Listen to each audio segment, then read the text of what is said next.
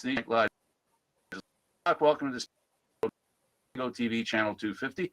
Download the Zingo TV app at the app stores for iOS and Android devices. Download, leave a comment. Both apps are absolutely free. Zingo TV is available on Google Chromecast, and Fire TV sticks, Roku sticks, and also on all smart TVs. 2016. Now on Leaf TV is Aaron Land. Well, Aaron, my computer black. Interesting. Seems to be technology issues. It may be getting old. Oh, no. Oh, yes. What you said. Not you, the computer. So are these problems. No, me. So, and the problem getting old. It's the computer. It's the problems are getting old. Hey, microphone. How are you doing? Nice to see you, Frank.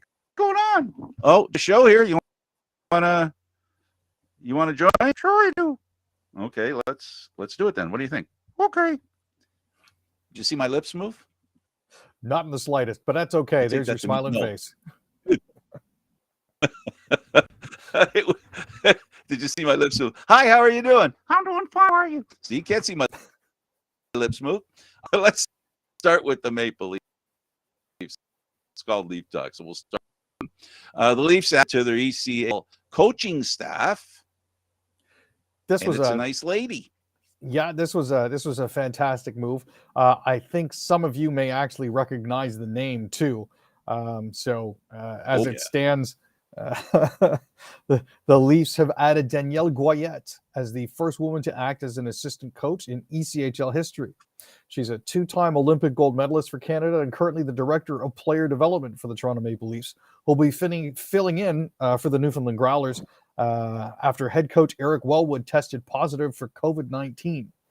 Now, Nathan McIver is going to be taking over as acting head coach, and Goyette is going to step in as the assistant for Thursdays and Fridays ECHL games. So that's a huge step forward. I'm hoping that the Growlers do well in the interim.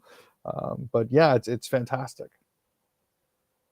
It is good, and for those as old as me, that there was a player named Phil Goyette, played for Montreal. Yep. Look that up. 1960s, Aaron. 1960s. I know that name from the 60s. The Leaf locker room. Rounding into form. Are we calling this team A? I think. I think that this team is actually finally starting to gel. You have support and goals coming from the supporting players. Mitch Marner has finally figured out how to score on the power play again, which is a huge thing for them. Mikheyev has been improving his play lately. Consistently, yeah, for Marner. No, and that's the most important thing is the fact that they're managing to do this on an everyday basis as opposed to just sort of sporadically. I mean, that was evidenced by the fact that they got 6 goals and 7 goals in 2 separate games against New Jersey in a home and home before knocking off for the break.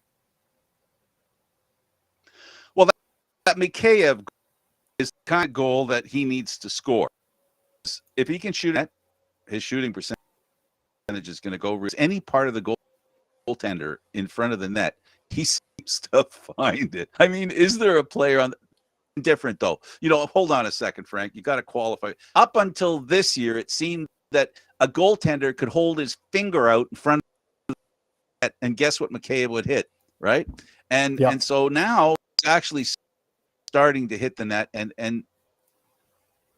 the goaltender isn't. And it seems so, and it's so easy to hold somebody, basically give the guy a reputation that he's. But he had hard luck to him. He's some good luck coming to him. Yeah, it's one of those. Eventually, it had to turn around, sort of things, and I'm glad it finally started to. I know that last year he effectively asked for a trade because he wanted more ice time and thought he'd get it somewhere else because the Leafs were just so incredibly stacked. And now that he's being rewarded with more ice time, it's nice to see him finally perform at a level that we know that he's capable of, because we saw flashes of brilliance of that in prior years before he was injured. what we've learned about him. Let's even take him before this year. Hard worker, leader, smart, position intelligent, very intelligent. The penalty killing, all opportunities which are turning up. We're seeing it this year as well, right? Where he's getting opportunities offensively while he's killing a penalty. Him and Cam, real good tandem. And then with Marner on the next and Kerfoot on the other two. This has been an excellent penalty kill. And they've been very offensive while killing penalties. And when you have that and deftness with the puck and the agility that they do have on the ice, and I think all four of the their defenders, they all have that, in that I think that elusive, it might not be straight up and down, but they fall into a position, head start on the the offensive power play of the opposition. They're away for a breakaway. We've seen a lot this year. This all put together in how they're coached. I don't know how Keith doesn't end up being coach of the year. Last year he should have gotten better consideration than he got. And if there's anything like coaches, you know what I mean? Like, there are a lot of coaches that are good every year, and it seems sometimes, well, that guy has been good for 3. Okay, let's give it to him. He's getting to that point, Aaron. Well, and I think some of it as well is the fact that there are so many good pieces in place already. I don't think Keith got consideration for the Jack Adams, because that's usually reserved for the coach who's accidentally really good. It's for the coach that takes a team that really shouldn't be anywhere and all of a sudden, surprise, they're making the playoffs. That seems to be who the Jack Adams usually goes to. The kind of players that the Leafs have. The quality of the players that the Leafs have. God knows we spent enough money on the players that we have. So it just seems he doesn't get consideration just because of that. And it can be a little bit frustrating, but at the same time, I understand it. I'm going to agree with you, but I'm off the brakes a little bit. Say that if that was true, none of the first teams would coach that would win the year. So, Tampa's coach is one coach of the year. Boston Bruins coach is one coach of the year. I agree with what you're saying. Essentially, what a coach that stands out, and standing out does a lot of the time means take nobody good, but we've got a lot of teams that are very good, and I think the coaches deserve a lot of credit. There's one down there that I think deserves a lot of credit. And if you're right, that trap referring to that, he's just a good coach, a good team, or a great team. But we all know that just like team coaches have value, and they do, it's like, it's really easy to blame the. Well, and the good thing about having good quality coaches in the NHL is that their salary doesn't count against the cap, unlike certain other places. So, the important thing also that we've seen here is that Keith is learning to adapt. We've seen him change lines when necessary to get the bump that he needed. For example, the first game against New Jersey, he came out with all those weird lines that everybody saw in practice. It was like, oh, this is going to be fun. And then it didn't work. And he went right back to the tried and true and stuck with that. And that was an adaptation mid-game that I don't think we would have seen before. He would have been sticking with the same guys that he'd originally tried. Remember what I told you when he was doing the playoffs, right? Mm-hmm. The fact that he might go with a shorter bench, but he'd want a bench without making it too short. So that would mean double shifting the stars on his team, right? Which is what I agree with you what you said, but I wouldn't define it the way you did. I don't think it was a failure. I think it was doing what he did. I think he knows enough, and I really think this was rather smart of him. He kind of team and everybody else by the fact that he was going to use the blender on the lines, right? Because a team, this term all the time, and I'm going to use it again. They're a team that in a game that was a trap game, right? And so what he did was he basically said, "Oh, we're going to do something different." So they had to think about what they were doing. and they didn't have to think about the option at all. Teams do sometimes. At least we have teams playing up to the potential of the option of the opposition. They choose that option. They shouldn't. This what, and you're right, Frank. This is one of those times where I'm glad that the Leafs didn't actually play down to the level of their opposition, and it's thank goodness it seems to be becoming more and more of a thing these days where they're not playing down. Those games that we've looked at before and said trap, with the exception of Arizona, who have really actually been on a hot streak lately. Like with the exception of that particular game there, I can't really think of any games that were supposed to be trap games that we didn't end up. You're right. You're right. They had a couple of good games in and around there. They played Colorado, lost in overtime. Yep. So it's not like the team wasn't playing, but a trap by itself in a trap game. But they had a 2-game, and that first is the one that's the real trap, right?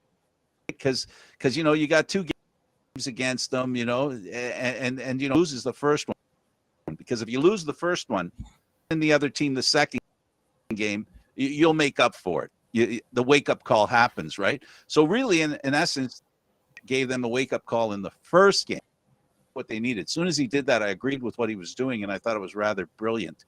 Not that I would have ever thought of it, but just basically a passenger to his thinking. It seemed, okay, see, you're going to make sure they understand that they got to concentrate their game, first game against New Jersey, which is a good thing.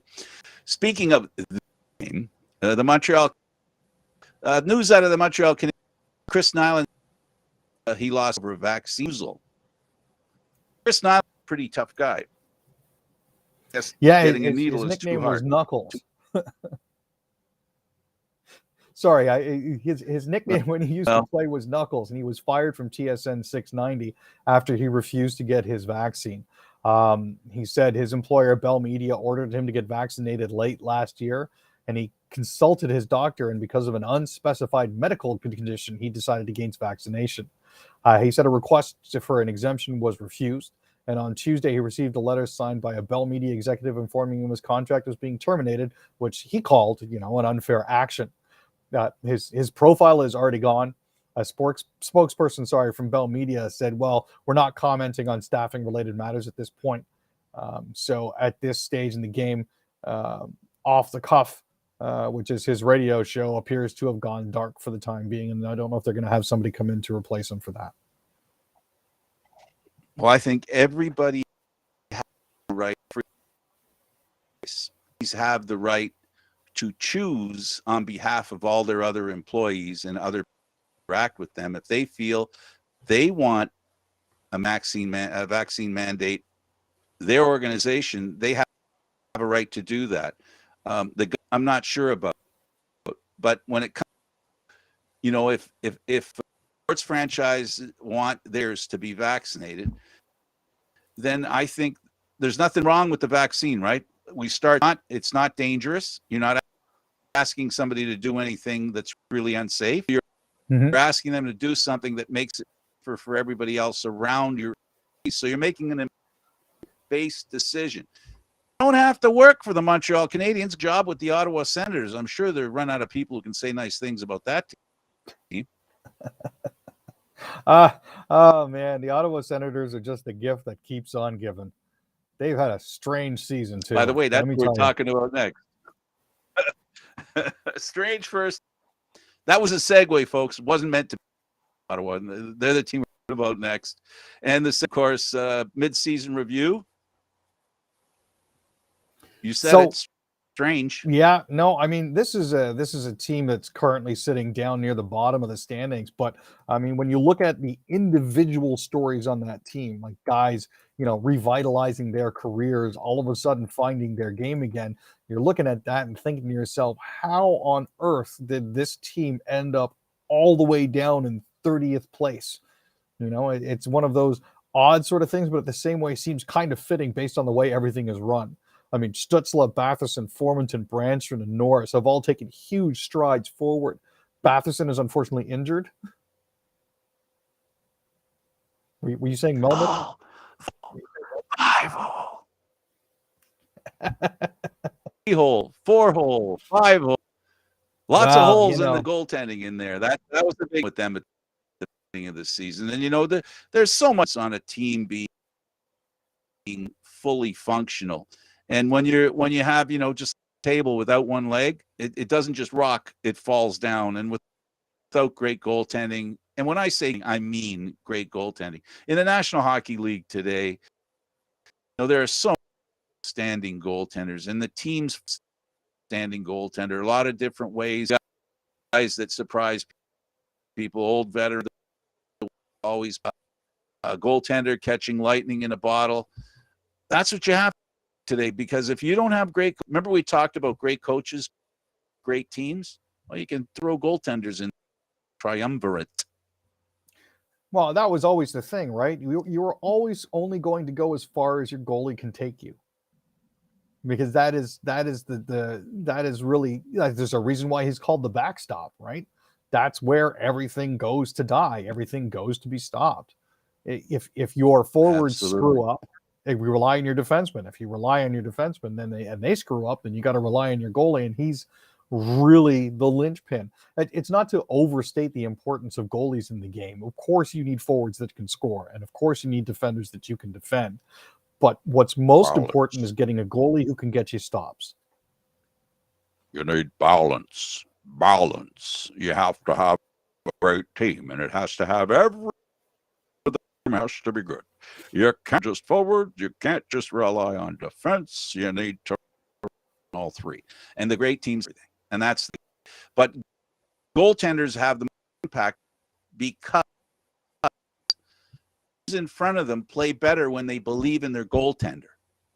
It has a good goaltender has a positive on a team. Bad goal. Ouch. Winnipeg. And you can tell that too just by looking. Sorry, go ahead, Frank. No. Go ahead. I was moving on. Okay, I was just going to say, and nowhere is that more visible when they put the backup goaltender in. For example, guys like Michael Hutchinson, the Leafs play completely different in front of him than they do in front of Mrazek, and they do in front of Candid. There, didn't you? I'm just saying. Leave that guy alone. Holy mackerel! It's not like he's number 2 on their depth chart. No, he's not. Man. He's 4th or 5th. But I really love Hutch. I think he's a really capable goalie. I just think the Leafs don't play the same in front of him that they do in front of Mrazek and in front of Campbell. And it is what it is. Mr. Hutchinson, it's ARON Freeland. Hutchie, I got your Marlies jersey at home, bud. I love you.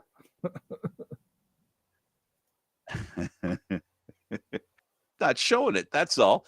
Convergence is emerged as Jets MVP during the first full season of this half season. No, and it's really one of those things where one of those unsung heroes has started to come to the fore here. I am glad to see that Kyle Connor is emerging as their MVP. I mean, that's something that they need in a season with as many ups and downs as the Jets have currently had. I mean, they find themselves 6th of 8 teams in the Central Division and 13th out of 16th in the Western Conference and 22nd out of 32.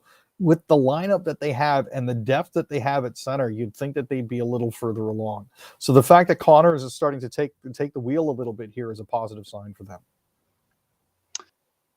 Yeah, especially other star players aren't playing as well.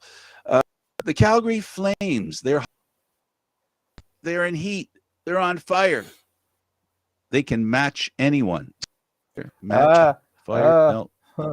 Okay, didn't work. Wait, yeah, they're doing really well. They are, and it's I'm glad to see that they finally hung a loss on Arizona 4-2. Karl Vejmelka has been the Maple Leafs boogeyman this season. In the one game that they played him, he outstopped them 2-1. But the Flames actually put 50 shots on net for the second time this season, heading into the All-Star break with a record of 23-13-6, and they're winners of the last 3 outings and 5 of their last 6. So they've really started to catch fire here. So it's glad to see them. It's good to see them rolling. The Oilers are looking to Nugent for the edge. One quick nudge by Nugent. He has made that team different. We've talked Kane. We've talked about the captain coming back, but I think the biggest is contributed to the team as a third line center of the quality of maybe some teams a first line center. He has been a revelation. Well, I mean, when you have just the sheer talent that the Oilers have, you always kind of have to wonder why they aren't actually doing better. And I think it's really a question of them finding the right spots in the lineup for all their guys. I mean, McDavid and Draisaitl are human cheat codes, sorry. But Nugent Hopkins is a guy who's going to thrive on the third line, just because of the quality of the competition he's going to face, but also he can elevate his line mates. He's actually been playing with Hyman a lot lately, which I think has helped him as well. And his shorthanded goal and empty net insurance marker in their win over the Capitals definitely helped. So it's good to see him finally coming into his own as well. I know that there have been questions about all of the first round draft picks that Edmonton's collected in the past few years, and this one looks like it might be coming to good for them. Mr. Rutherford in Beaver says for this team is to retool. It'll probably be a 2-year program. Aaron, if I can read between the lines, this year. Yeah, this has been one of those very difficult seasons for them. Nothing has gone to plan. All the players that they had that performed spectacularly in seasons past, for some reason, seem to be short-circuiting this year. So, I mean, the indication that we're getting here is that by the time the Sedins, as the heads of player personnel's contracts run out, that's when Vancouver will finally be where they need to be. I'm not so sure about that myself, but there are a lot of players that should be performing a lot better than they currently are, and I'm not sure if it's a problem between the ears or if it's a problem with line mates and not gelling with them or what. But we'll have to see if they do get any better. He's buying some time, Aaron. That's what he's doing. He can't the coach, so and he knows he's experienced enough, Aaron, that plays badly. It doesn't mean you start trading players, trading weak position.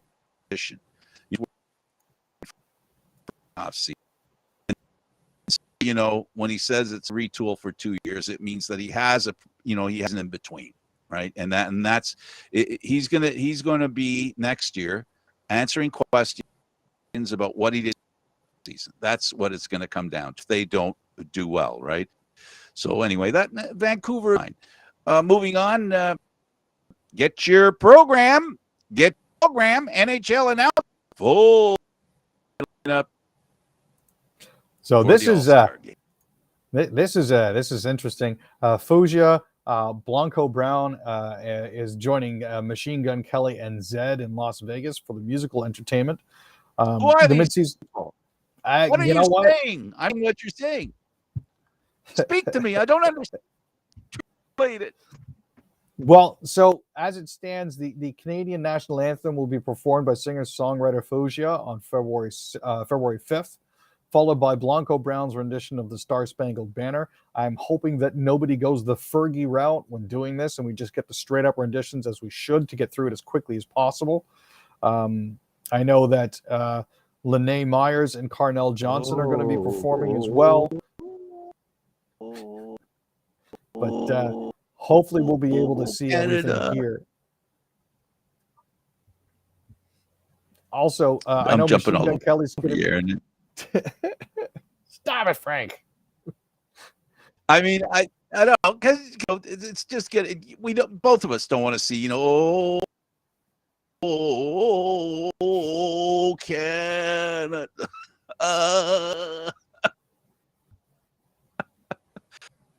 Canada. Okay, thank you. Later. That's really what it should be, man. The Canadian national anthem and American national anthem should be done in about 90 to 110 seconds each. Bang through it, get it done. Let's go. Drop the puck. Well, yeah. They could be innovative, but I agree with you. The time frame should be maintained. like this show. The time maintained. That okay? We'll try to do it. Enough. So the All-Star game, anything like I understand that they're having really break the styrofoam. They're being in a different game, which I'm trying to remember what it was. Well, there's a couple different ones that they blackjack. have. Yeah. They're basically what they're doing is they're closing off part of the strip, part of Las Vegas Boulevard, and putting up a gigantic collection of playing cards, and they're calling it the 21 and 22. The objective, just like on blackjack tables, will be for the shooter to hit 21 without going over and do it in the fewest number of shots. Ooh. Mm-hmm. Sounds like fun. And the first player to win 2 rounds will eventually take the pot. So you're going to have Nazem Kadri, Austin Matthews, Joe Pavelski, Steve Stamkos, and Brady Tkachuk all shooting. And we're looking at Kadri and Matthews are the favorites for now. Another new event for this year is what's called the Fountain Face-Off, which is... Yeah, hold on a second. Oh, that's because I'm starting to feel a vibe that says Vegas. You think? That's but yeah, basically, because this is actually going to happen in the fountains of the Bellagio.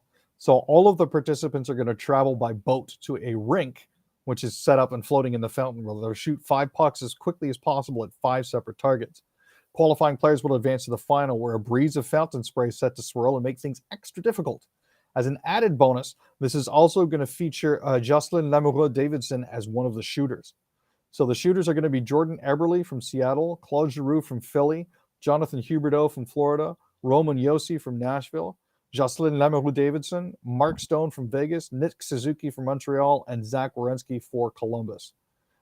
This is the odds-on favorite here is actually Hubie from Florida, so we'll have to see how that goes as well. What about Manon Real? Well, this is going to be interesting because that's the save streak. Do you sorry. This is going to be an interesting one. Each netminder is going to face every shooter from an opposing division, and they'll fire on net in numerical order, lowest to highest, with the division captain going last.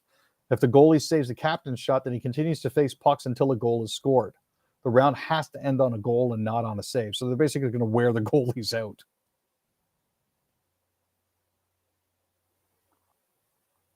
Now, some of the other stuff that's coming back is going to be accuracy shooting, as well as the breakaway challenge and the hardest shot.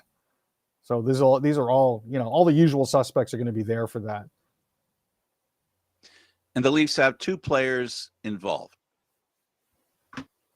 in the game, Matthews and Campbell. But wasn't there another Leaf being invited for a different reason? I'm not sure, Frank. Which Leaf did you hear was being invited? I'm trying to remember, because there were that are in the event that have nothing to do with the game. Right. Google time. Yeah, no, it's Google time to hit that time. up, because I know Matthews is doing the 21. We don't have anybody in the face-off. I don't think we have anybody in the fastest skater. I think. Are you serious? Anybody off? The best face doesn't have representation in that event. There is no face-off event. They said. I think. Okay, so well.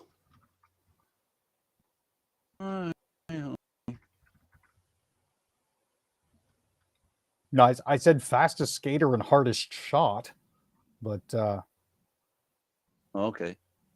Now, I also think that you're letting me speak when I speak. It's delayed. I think that's what's happening here, Frank. You hear it too? You get it too? Yeah, I get a little bit of a delay. Talking when I start. Yeah, I hear that. Maple Leafs and NHL, I'll scan.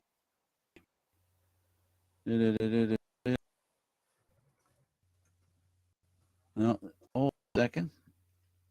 I guess I'm just gonna back off and say, you know what, forget 2, and that's it. Yeah, so it'll be really, really, it'll be interesting. Let's move from the All-Star game and move over to the All-Star game. A team that needs a home. The Coyotes. Apparently, as players aren't really happy with that college hockey rink. The hockey rink. Well, the problem you've got there is that it's a 5,000 seat arena. In order to make space and to put in proper NHL weight rooms, training facilities, and locker rooms, you'd actually have to lose about 1,500 to almost 2,000 seats, making it a 3,000 seat arena. So it would have to be completely retrofit, which is not ideal at all. Jeez. Yeah, it keeps getting worse and worse and worse, right? A sweet situation. But the good news is they pulled upset hockey since 2006. What's that about? Betting, of course, but yeah, this is one of those where they were definitely not supposed to win. Yeah, I'm not sure if anybody caught the score, but the Coyotes actually beat the Colorado Avalanche. This, if you bet on it, you actually came away a huge winner. It was one of those games that they weren't supposed to win in the slightest, but happy result if you were a betting man. Nothing but the best, man. Not the best. Oh, just when you think Chicago has moved forward, put the tough situation that they deserve a lot of back. Then words out that Rocky Wirtz, owner of one of the owners, the family owns the team, ended up having a melt when being asked by two reporters. What put that, Aaron? So basically what happened was Mark Lazarus and Philip Thompson, both Chicago-based reporters, ironically enough, were among others at the town hall event on Wednesday, and they asked about the Kyle Beach situation and how the organization plans to continue to make amends and how it would return to respectability. And Rocky kind of went off. Sounded like a petulant 12-year-old stamping his feet and saying, I don't want to talk about it. That's in the past. Why are you bringing up stuff like that? We're moving forward. He later issued an apology about 7 hours after the fact, but this was also just before news broke that there were an additional 3 people that had stepped forward that were considering suing the Blackhawks as well. So I'm not sure what exactly is still going on there, but it obviously seems that the issues that they've tried to resolve haven't been resolved. So that's leaving a lot of questions for folks, and a lot of it isn't being answered. It hasn't happened yet. I think one NHL owners to sell the team, and I forget the conditions under which he was forced to sell the team. I don't think that'll ever happen in the National Hockey League, even when it should. If there's an ownership group, find its P's and Q's, the Chicago Blackhawks. Regardless of how far in past what happened, it can't be counted is how long it took to be dealt with, how long as it's going to take that they're going to have to put up with hearing about it. If it took them 10 years to, I think it's only suffer for 10 years being reminded of it, because I think that's, that goes along with our theory, our belief, and I say ours because we've discussed this. When a player injures somebody with an illegal hit, they should suffer more than the person who's hit illegally ends up and has to be gone for 10, 12 games. Then the person who dealt that blow that caused that should suffer whatever the penalty is for doing it on top of what the other. And that's what Rocky Wirtz has to. We're not talking now. Now we're talking social. So, they spent 10 years ignoring what happened. I do not think that they can now forgetting about it. And I think that's the hope of a lot of folks here, right? Sorry about that, Frank, but I think that's the hope of a lot of folks is that delay. Yeah, they'd like to think that they've settled and they can just sweep it under the rug and be done with it and let's move forward. And that's in the past. Put it all behind you. We're going to move forward with this sort of thing, which is what Rocky's prevailing message seemed to be. But it's a bad look all the way around. Let's see if we drill down on this point. In past is when you fire a coach and now hire a new coach.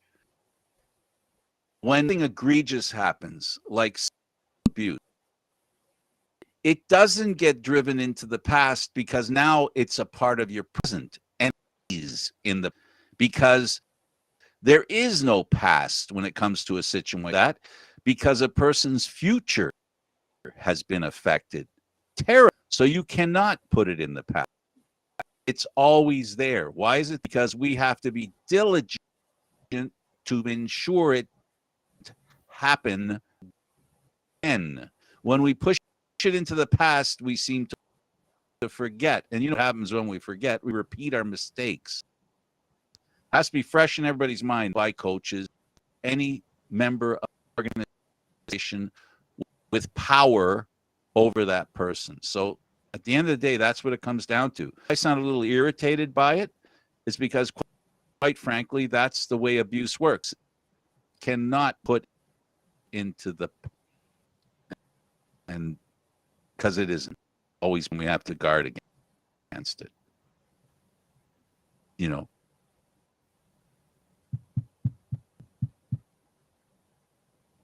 No, I concur, Frank. It's not anything that can be just sort of swept under the rug. No,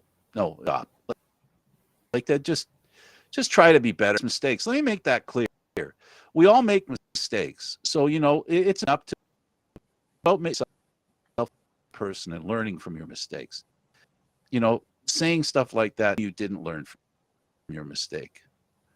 You know why he was upset because he's enough about hearing about it, but you know, it's unfortunately you didn't pay attention when it mattered. Team Canada without formal medal target for second straight Olympics. You know, we had back when Canada was host, we take I think what it was called.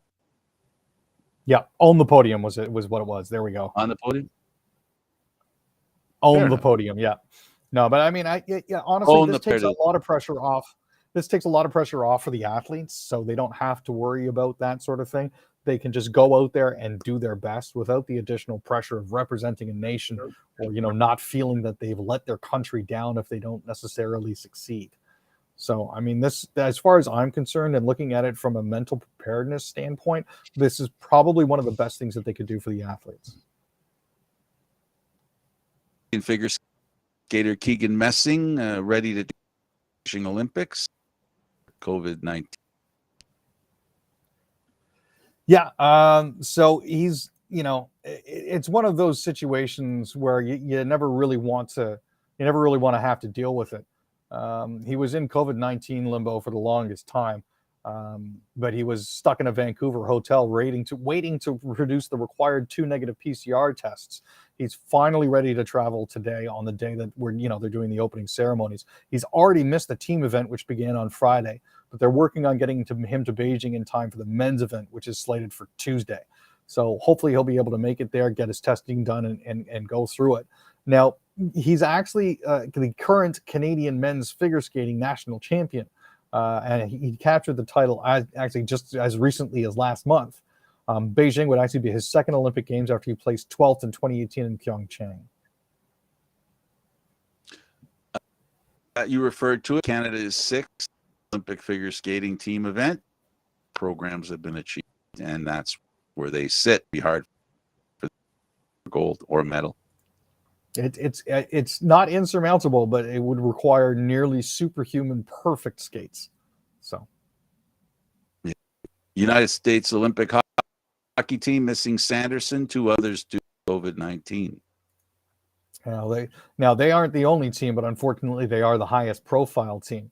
There are actually a couple of players on the women's side that are actually out, but that's due to injuries, not necessarily COVID. Jake Sanderson, as you mentioned, is currently in COVID-19 protocols in Los Angeles. Sanderson, along with Maddie Beignet and Owen Power and Mason McTavish, are some of the top players that are there. Because Sanderson is out, even if only temporary, The other problem they have is two other skaters who traveled with the team tested positive, and they didn't bring a taxi squad with them.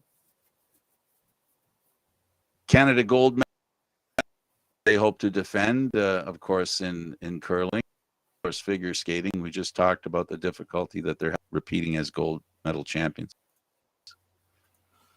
Now, the doubles actually last night was a lot of fun to watch. Morris and Homan actually won 7-5 over Switzerland. They managed to spot themselves a 3-point lead in the first end. Thank goodness they actually managed to hold off Jenny Perrette and Martin Rios from Switzerland. It was a well-fought match. For those of you who have never watched doubles like myself, it was rather interesting to watch the player not only shoot the rock but chase it and sweep in front of it coming down the sheet. It looked weird. It was just two of them, right? It looked strange, and then eventually only did the second person come in to help, right? Hurry hard, all that stuff. Now, the really cool thing is Canada actually followed that up with an 8-6 win over the host China. Homan and Morris had a 4-1 lead after a steal of 2 in the third end and held an 8-4 lead going all the way into the 8th and final end. So after all was said and done, they did manage to right the ship and get themselves back on the right track at 3-1. Well, it's not Olympics, it's curling, and we just talked about curling. Saskatchewan and Nova Scotia have a little home ice advantage. Scotties in Thunder Bay, Ontario. Yeah, this is a nice little story here. Team Northern Ontario may technically have home ice advantage, but two other teams, specifically Nova Scotia and Carly Everest and Saskatchewan's Jenna Eng, both hail from Northwestern Ontario. So it's essentially a bit of a homecoming for them. We all, we saw movies, we hear come Jamaica's bobsled team. They've advanced from that. We have Aiken, who just learned how to ski years ago, and he's competing in the Olympics. Yeah, this is actually a really cool sport, a really cool story here. Benjamin Alexander. Now, while he didn't go from literally picking up a sport to the Olympics in a matter of months, like the guys in the movie did, and the guys in the 88 games did, he first actually started skiing just 6 years ago, and he's going to be racing in the GS event to become Jamaica's inaugural alpine skier at the Olympics. He's 38 years old, so this is pretty kind of cool.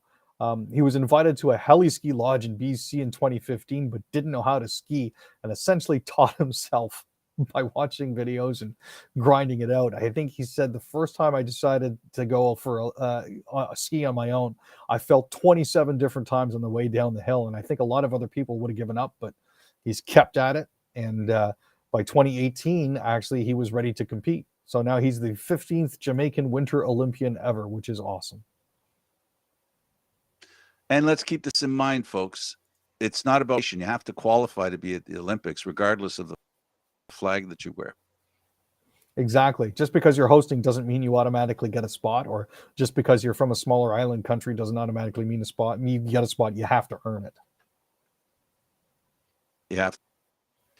Ty Lue, Kawhi Leonard's probably not returning Clippers this season. Boy, did the Raptors dodge a bullet? I'm really not sure what is going on here, man. I know he sustained an injury in the 2020-2021 Western Conference semifinals against the Jazz. Apparently last month he was supposedly ahead of schedule on his rehab, but apparently now, yeah, he's I mean, he missed the final 8 games of last season with what the Clippers were calling a sprain at the time. And then he underwent surgery in July, and then he signed a 4-year deal worth $176.3 million. Dude still hasn't played yet. Like, I don't know how that works, man. Like, usually you have to earn your money. The Raptors might have dodged. Like, we knew he wasn't healthy when he came here, right? Yeah. I mean, I'm glad for the one and done, I'll be honest with you, because it seems to be nothing but headaches for his new team. that's not his fault. I'm not blaming Kawhi. I'm just saying, like, knowing what he's gone through and have not do it in a Raptors uniform uncomplicates the Raptors a little bit, considering the complications to begin with, playing a place where, the Keister, So, yeah, with that. Good news is that Siakam scored 25 points as the Raptors beat the Bulls 127-120. Overtime, this team is in a play, not cemented in. They've got it. It's in there. If they can outwin teams in front of them. No, and this is one of those things where they seem to be doing bad, but they're kind of sneaky good at the same time, and they're learning how to deal with all of the complications that have been thrown in their way. And there have been many, and head up above head and shoulders. He's shown that he's earned his first NBA All-Star nod, and he continues to play that play at the game. Oh, most definitely. I mean, he's been averaging 21.5 points, 7 assists, and almost 5 rebounds a game through and this is while shooting 40% from 3-point range and 41.6 from the field. I mean, he's one of the best on-ball defenders, and he's basically put the Raptors on his back and put them right into the playoff race again. Now, he's said that he's always had the confidence. He's always thought that he could be an all-star. He just needed to put himself into a position where people could see it. And I think that's exactly what he's done this season with the Raptors. Conservative MPs in BC, switching to the news, have mixed reactions to O'Toole's oust. Tooling is a good idea. Retool. Well, there's a lot to be fixed here. You've got to have the right O'Toole for the job, and apparently Aaron wasn't it. And I mean, this is the third time since 2015 that they've changed leaders. Something's got to give here. First Harper, then Shear, now O'Toole. Who's next? They're apparently some are apparently already anointing Pierre Poilievre. I know that the interim MP Candice Bergen has not exactly been covering herself in glory here, but it just, I'm not even sure what they're doing. I'm not even sure if they're trying to remain relevant anymore.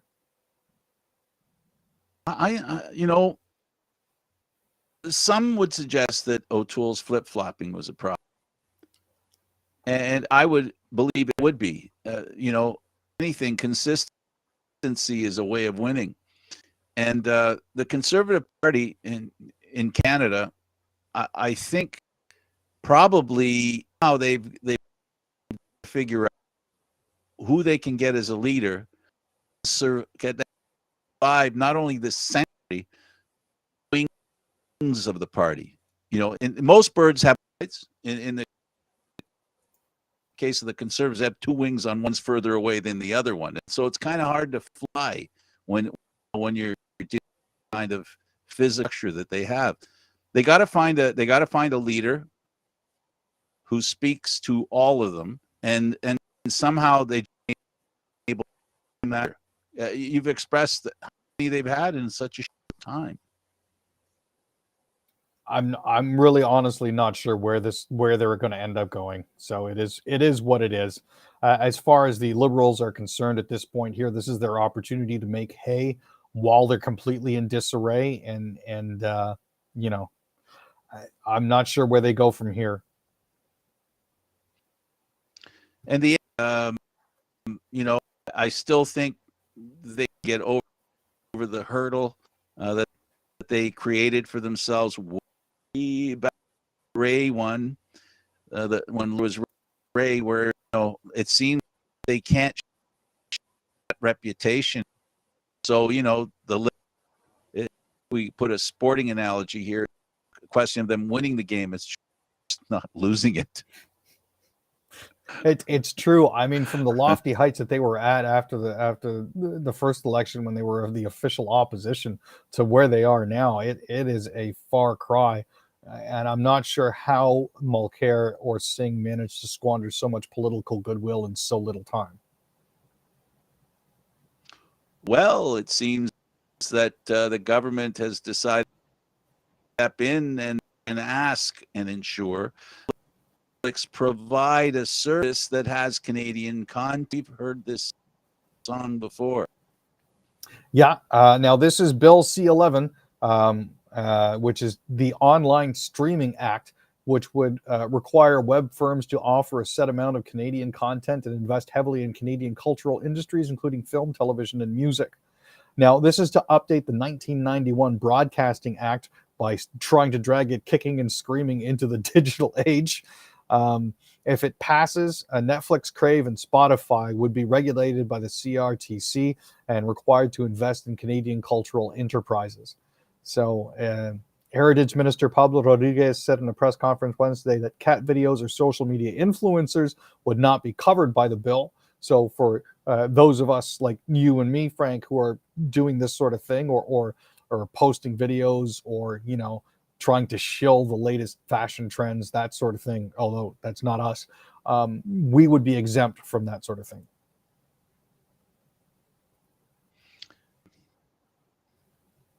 That's the ones. So you would have, that what the government wants is at the big fish, right? They're not wasting any time with there's a net that has very big holes in it, and they know it, but they want to make sure the big fish. And this is much the success back in the 60s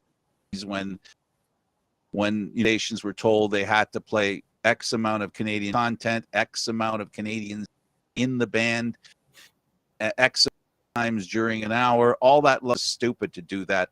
Well, behavior helped create a lot of great music that was Canadian in origin, talent, and movies that were, Well, I wasn't always necessarily a fan of the CanCon stuff, but then, without that, you don't get to hear a lot of the Canadian groups that are out there. And I think, honestly, without CanCon, I don't think the Tragically Hip get to where they were, or the Bare Naked Ladies.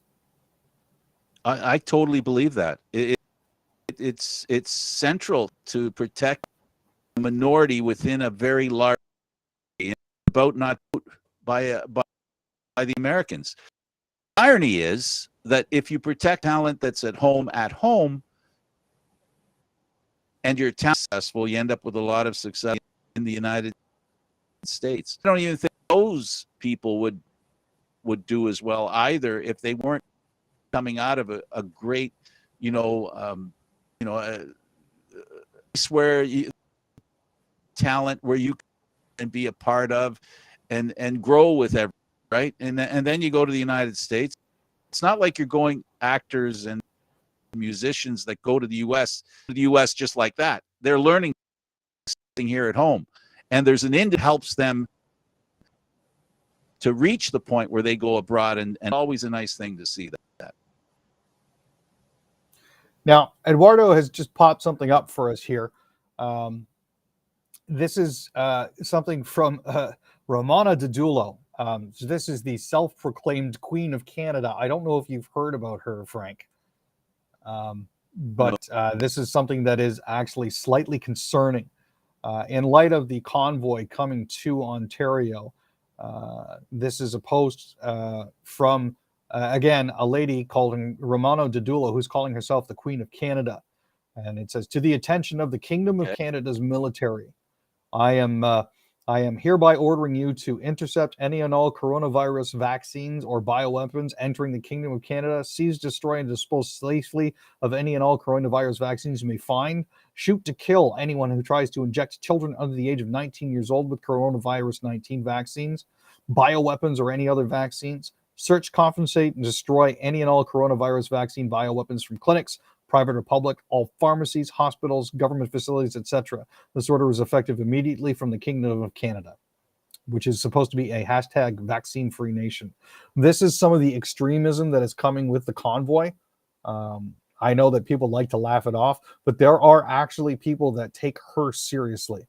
So this is definitely something that needs to be looked at. All of these people that are being shown in the video right here are all supposed supporters of her. And this is a demonstration that actually happened, as you can see in the background there, at Parliament Hill.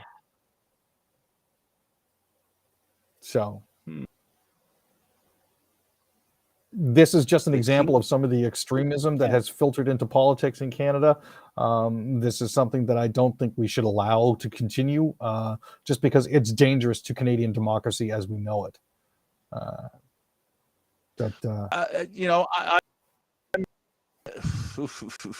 Q. Mm. Why am I laughing? Because it just seems so stupid. Here's the thing, if we can be serious about it. This is a person who's claiming to be the queen of.